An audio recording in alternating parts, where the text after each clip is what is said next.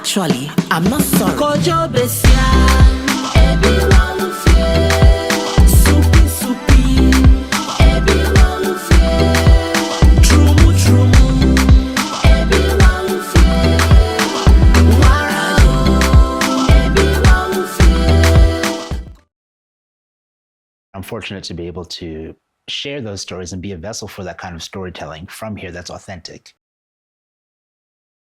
Hi, I'm Yati Kumalo, and this is For the Culture.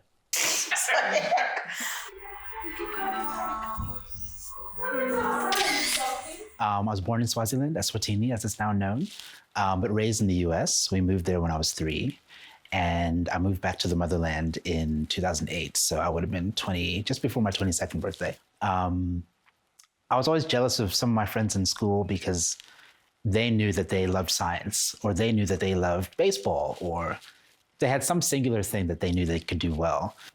And for me, I had to really think about what I enjoyed as a person. And 2 things kind of came out of that journey of introspection. The one was music. I love music. Like I'm gonna lose you. I'm gonna hold you.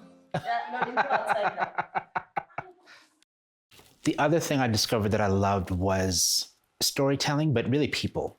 We were always a media literate and media hungry household. We watched the news together. We watched all kinds of different news platforms and news magazine platforms together.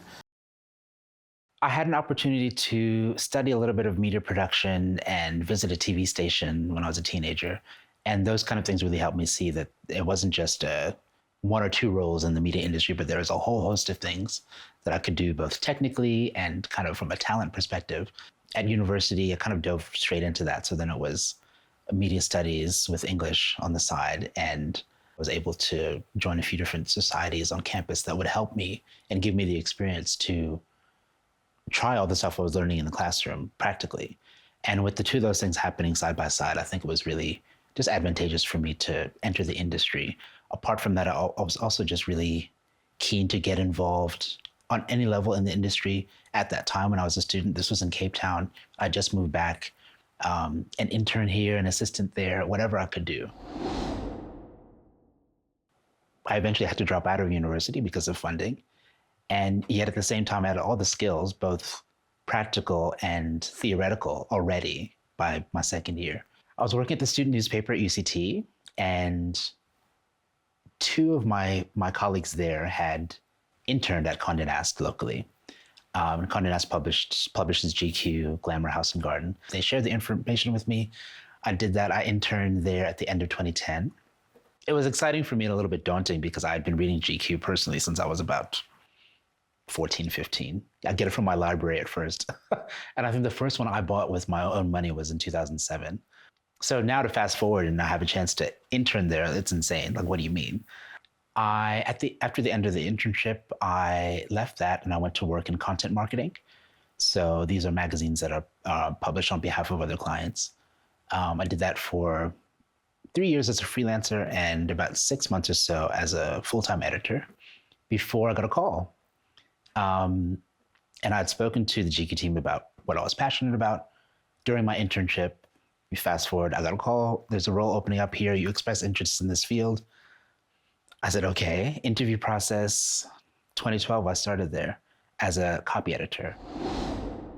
Over time, I was promoted and then promoted again, and I became the editor-in-chief in 2017. The first Black editor for GQ in South Africa, the first Black editor for GQ globally, out of about 21 editions at the time. Legacy, heritage, transmission, and forward thinking. In association with Louis Tress Cognac, we've selected 4 remarkable South Africans to look a century ahead. Join us as we chat with Stephen Anthony. What an incredible journey through something that I was so passionate about, and I really got to learn how to do so much. And even since then, so now I'm part of the Apple Music team, doing a lot of the same storytelling for African artists on a global stage and helping them share their stories and bringing in teams of writers across the continent to speak to those artists. So it's not just from a different or an outsider perspective, but it's really contextualized on the ground. So it's really exciting.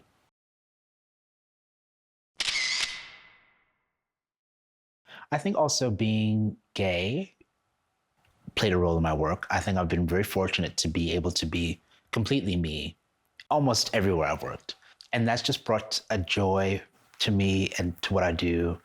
I love cars as a separate thing. And one thing that I love is cars and technology. And there was one auto manufacturer years ago who, I think they were one of the first to do this, but used data from the navigation system to talk to the rest of the car, and such that the transmission would predict when to change gears and what gear to put the car into based on the speed you're going and based on the navigation data that said, this is where the road is leading. This is the elevation that's coming.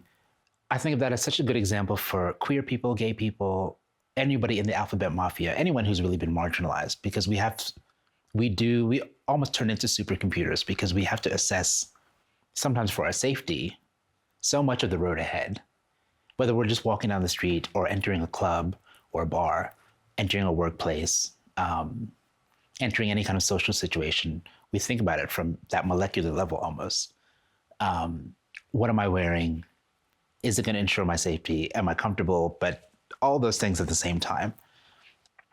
And bringing that into my workplace also helped me make my workplace a better place to be for everybody, not just me. Say, okay, this person, they're not really saying it, but I can tell they weren't quite happy with the way this turned out, or they need more support in this area. So as a leader, maybe I can help support them in that way. Or they don't need an instruction that sounds like this, or I can give it to everybody else, but this person, I need to speak to them like this. And if I do, they'll impact everybody else. Things like that that just help me understand people and my own journey in that space, in those spaces, in any space. And bringing that into the workplace has been so great for me, because I can apply those things to almost any situation, really. Guys, neck is necking. Neck is necking, neck will neck. Sometimes I can hear, ooh, child. Okay. Okay. I love Don't worry about it. It's like, don't worry about it. It's fine. All right. So, you've seen so many narratives. You've helped, put forward so many narratives. What are some of the stories, narratives, things you want to see out in the world? I was having this conversation with a friend the other day, and there's so much that we've seen in terms of media progressing, widening the lens to allow for different kinds of storytelling. So important, so necessary.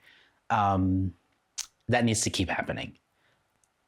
Personally, I've seen so much of, let me just say, certain kinds of movies that now I want to see other kinds. I want to see gay romance. I want to see a superhero movie, but the lead just happens to be gay. And it's not a huge plot point that doesn't have to be part of his hero's journey. He's just a hero who has a partner. And there's a boyfriend in distress rather than a damsel, as an example. It's starting to happen bits and pieces, but there's more to be done in that space. So I want to see that. I want to see not just queer pain, not just Black pain, not just stories about the margins and people in those margins, but I want to see their joy too, their innovation, their creativity, their opulence, their luxury. I want to see them going to a wine farm and, experiencing life that way, because we know that that's what happens. And that's such a common story. I also want to hear stories about how, like love stories, and African ones about how one partner is living in another country and sending money home. And how do they keep the romance alive when his wife is in Malawi and he's in South Africa? Like, well, how do they do that? And that's so special. I think also for me, and I think especially as a Black person, I think where are our queer elders? The rest of the world and people of other shades have their queer elders, sure.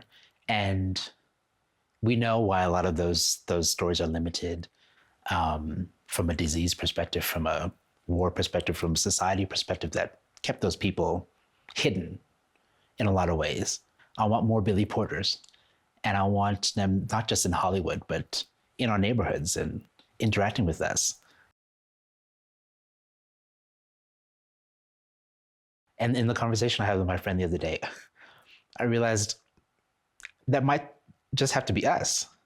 But at the same time, what an amazing opportunity to be a queer elder very soon in my lifetime. I want to be 50 and helping 20-year-olds, navigate the business world as they are, and being a mentor in these spaces and just being a support and even just someone to listen and relate these stories of how we experience these things, where it's very difficult for us to find that sometimes naturally where we are right now. And I think if media can do that, fantastic. If I can do that as a media practitioner, amazing. Maybe that's where my career will lead one day, I'm not sure.